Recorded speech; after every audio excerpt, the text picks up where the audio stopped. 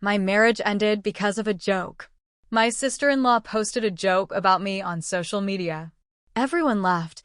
They said I was being silly, that I was exaggerating, even my wife. I left. I changed cities, my life, my surroundings. Months later, I received 20 messages. We miss you, we need a favor. I told them to check their inboxes. Their smiles faded when they saw what I had done. Nobody laughed again. It wasn't the first time I'd felt that tension in the air when we went to my in-laws' house. 5 years of marriage with Fernanda, and I still felt like a stranger at those family gatherings, especially when Lucia, her older sister, was present. There was something in her gaze, in that smile that never reached her eyes when she greeted me, as if she were constantly evaluating me and finding me insufficient.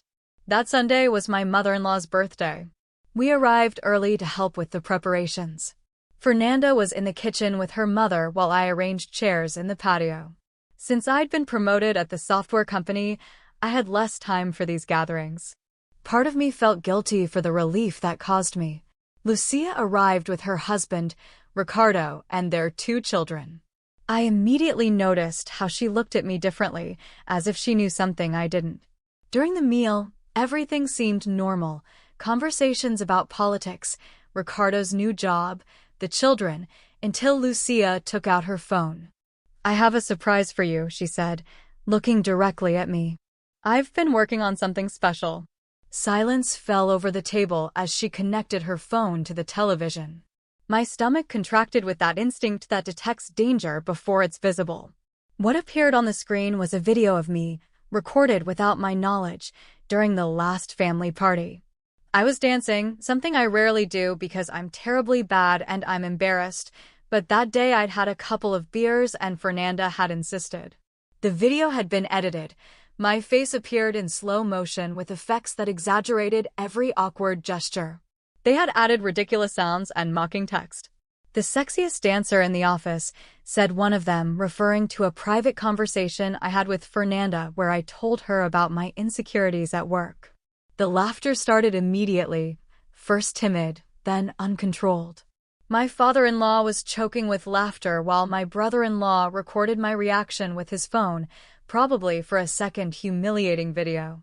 Lucia, please take that off, I said, my voice controlled, although I felt my face burning. Come on, brother-in-law, it's just a joke. Don't be boring, she replied, still laughing. I looked at Fernanda, seeking support, hoping she would understand what this meant to me. She knew my insecurities better than anyone. She knew that in my adolescence I had been constantly ridiculed for my clumsiness, that I had even received therapy for social anxiety. But Fernanda was laughing, not as loud as the others, but laughing. I think this is inappropriate, I insisted, my jaw tense. For God's sake, Alejandro, don't be so sensitive, my mother-in-law intervened. Lucia just wanted to liven up the party. The video continued playing in a loop. Now it showed a zoom on my face when I tripped. Someone had added an animation of stars spinning around my head. Where did you get these images? I asked Lucia, trying to stay calm. Oh, it's been on my Instagram since last night. It already has more than 1,000 views, she replied proudly. Even your coworkers have commented. That Marcos guy is very funny. I felt the air leave my lungs. Marcos was my direct boss, the person who was supposed to evaluate my promotion next month. Fernanda, can we talk for a moment? I said, getting up. I needed to get out of there before I collapsed. Already in the hallway, with the laughter still audible from the dining room, I looked my wife directly in the eyes. Do you find this funny? Do you know what this could mean for me at work? Fernanda sighed like someone dealing with a capricious child. You're exaggerating, Alejandro. It's just a silly video. Nobody takes it seriously. Sharing that content without my consent is not a joke, Fernanda. It's humiliating and violent. Please don't be dramatic. Lucia just wanted to make us laugh a little. You're always so serious, so structured. Sometimes you need to relax. I looked at her, and for the first time in 5 years, I clearly saw the person I had married, someone capable of justifying my public humiliation in the name of family entertainment. Someone who valued pleasing her sister more than respecting my most basic boundaries. "Go back to the party if you want," I said with a calmness that surprised me. "I'm going home." "Don't be ridiculous," she replied, irritated. "It's my mother's birthday." "Congratulate her for me," I answered as I walked towards the door. When I stepped out into the fresh evening air, I heard the renewed laughter inside. They were probably watching the video for the third time, or maybe Lucia was now showing them my indignant face, freshly recorded by her husband. At that moment, I knew my marriage was over, even if Fernanda didn't know it yet. The following days were hell. Lucia's video went viral beyond her immediate circle. It was shared in company WhatsApp groups, on internal forums, even in the neighborhood parents group where we lived. Every notification on my phone caused a knot in my stomach. Who else had seen my humiliation? I shut myself in my home office, working remotely with the excuse of an urgent project. The truth was I couldn't stand the looks, the whispers, the veiled jokes. Marcos, my boss, sent me a message. "Alejandro, if you need to talk about anything, I'm available." Behind his apparent concern, I perceived something worse than mockery, pity. Fernanda tried to act as if nothing had happened. She brought my breakfast to the office, suggested going out to dinner, proposed a weekend at the beach. For her, the incident was over. It belonged to the past. One night, while we were eating dinner in silence, my phone vibrated with a notification. It was Lucia, tagging me in a new post, the sequel everyone was waiting for. The sexy dancer returns. She had used the footage recorded by her husband during my indignant reaction, combining it with the original video. Fernanda saw it before I could hide it. "Don't pay attention to it," she said dismissively. "You know what Lucia is like. She loves to be the center of attention." "Why are you defending her?" I asked, feeling something break definitively inside me. "I'm not defending her. I'm just saying that you know her personality. She's always been like this. And you've always allowed her to treat me like this," I replied with a calmness I didn't know I possessed. Fernanda dropped her cutlery on the plate with a thud. "What are you talking about?" "I don't allow anything. She's my sister, making jokes." Jokes are always jokes, right? Like when she posted pictures of me sleeping with my mouth open, or when she shared our private discussion about having children with your whole family, or when she pretended to send your resume to competing companies as a joke. Now I saw it clearly.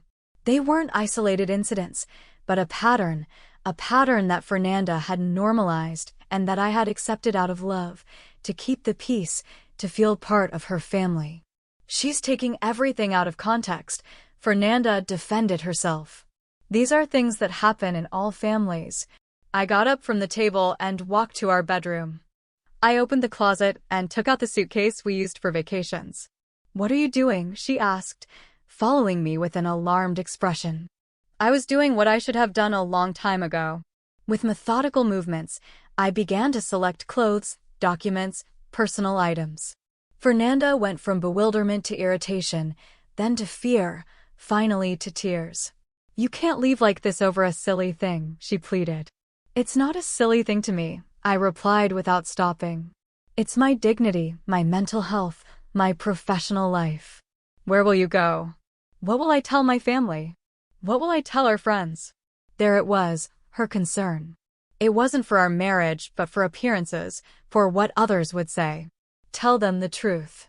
That you preferred your sister's laughter to respecting your husband." That night, I slept in a hotel. The next day, I rented a temporary apartment while looking for work in another city.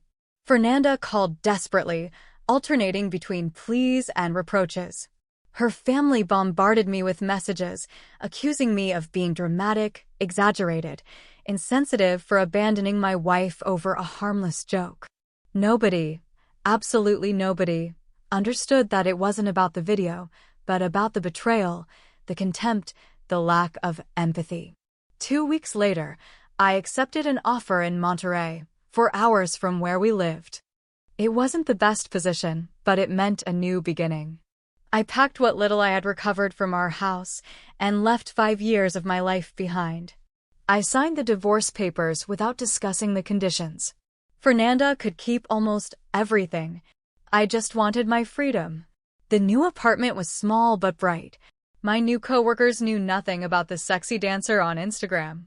Little by little, I rebuilt my life, attending therapy, resuming old hobbies, meeting new people who valued me for who I was, not for the role I played in their family. I deleted my social media profiles, changed my phone number. I only kept an old email in case any real friend needed to contact me. For months, that inbox remained empty until one Thursday night, 6 months after my departure. 20 consecutive messages arrived, all from the same source, Fernanda's family. "We miss you. We need to talk urgently. Fernanda is devastated. Please contact us. It's important. We need a favor." I looked at those messages for hours, remembering the pain, the humiliation, the sleepless nights. I thought I would never hear from them again, and now they were back in my life with the same ease with which they had expelled me from theirs. They needed something from me. The question was I willing to give it to them? The messages kept coming for days, each time more urgent, each time more desperate. I didn't reply to any of them, but I read them all. They wanted me to intervene in a legal problem that the family business was facing. Apparently, my old position in systems made me the ideal person to fix certain compromising files before an audit. "We know we didn't end on good terms, but you're part of the family. Fernanda has never stopped loving you. Lucia is truly sorry for what happened." It was fascinating how necessity could transform their disdain into appreciation, their mockery into respect. For 3 days, I watched the desperation increase in their messages. Finally, I decided to reply with a simple text: "Check your inboxes tomorrow at 9 a.m. What they didn't know was that I had been preparing for this moment, not for revenge, but for justice. During the months of silence, I had meticulously recovered every piece of evidence of the emotional abuse, every joke, every humiliation, every betrayal. The videos, the comments, the private conversations that were exposed.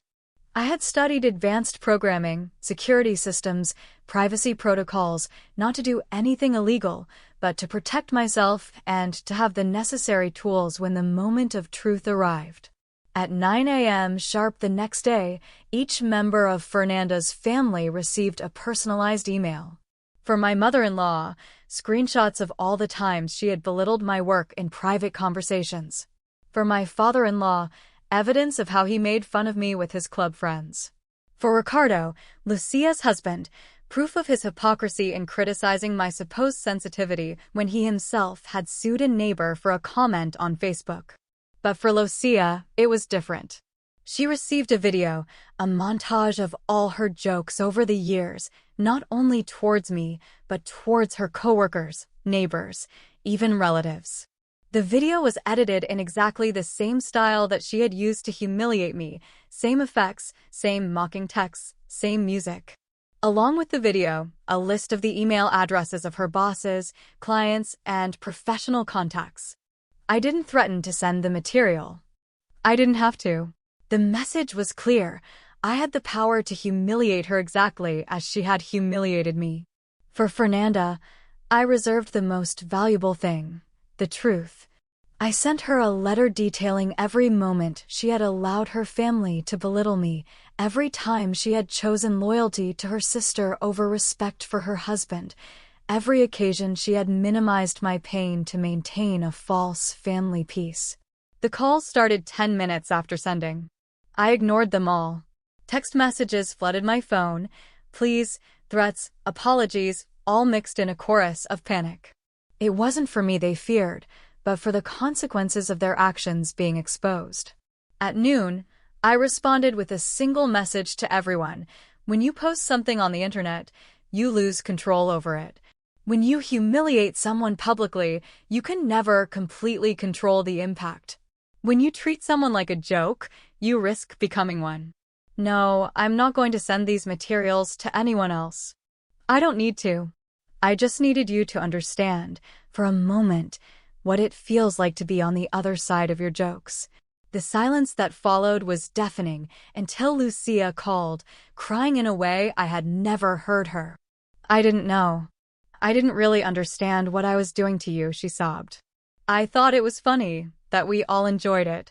I didn't see the pain it caused you. Maybe that's true, I replied without emotion. But that's exactly the problem, Lucia. You didn't see my pain because you didn't want to see it. You didn't care to see it. I'll never do anything like that again, I swear to you, Alejandro. I'm not interested in what you do or don't do in the future. I just want you to know that people are not accessories for your entertainment. They have feelings, dignity, lives that can be damaged by what you consider a simple joke. Fernanda was the last to contact me. Her message was brief. Could we meet? Just once, to talk face to face. I agreed to meet her at a public cafe halfway between our cities. When I saw her come in, I was surprised by how much she had changed. Thinner, with deep dark circles, without that sparkle that always characterized her. I didn't come to ask you to come back, she began, sitting across from me. I know that's impossible. So I came to apologize, truly apologize. Not for the messages, not for the favor we asked, but for everything before. For not protecting you when I should have, for minimizing your pain, for allowing my family to treat you like that. I looked at her in silence, evaluating the sincerity of her words. I never really understood what you were feeling until I saw that email you sent me, she continued. Seeing everything together, one betrayal after another, it was like being hit by a wave of reality. How could I allow it to happen? At what point did I become complicit in your suffering? Perhaps you always were, I replied calmly. Perhaps that's the person you are, Fernanda. Someone who prioritizes the appearance of harmony over the reality of respect. Her eyes filled with tears, but she didn't try to deny it. For the first time, she seemed to be truly listening. Your family will not get my help with their legal problem, I clarified. I will not compromise my ethics for people who did not respect my dignity. I know. I didn't come for that. We finished our coffee in a silence that, for the first time in our history, was not charged with tension, but with acceptance. As we said goodbye, Fernanda stopped me with one last question. Are you happy now, Alejandro? I smiled slightly before answering. I am at peace. I think that's more valuable than happiness. 6 months later, I received a message from a former colleague. Lucia had stopped posting her jokes on social media. She had started attending therapy to manage her need for validation at the expense of others. Fernanda had moved to another city, starting over as I had done. I didn't feel joy or satisfaction knowing this, only a quiet certainty that sometimes the best revenge is not to destroy those who hurt you, but to show them exactly how it feels to be in your shoes and let them walk their own path. After that revelation, in my new apartment, with my new friends, with my new life, I finally understood that some scars never completely disappear, but over time they stop defining who we are. They become simply memories of battles that made us stronger, wiser, more authentic. And that, perhaps, is true justice. Jokes are only funny when everyone can laugh together. When one person's laughter is built on the humiliation of others, it's not humor, it's cruelty in disguise. Respect and empathy are the foundations of any true relationship, and sometimes the bravest act is to set clear boundaries and walk away from those who don't know how to respect them, even if they are family.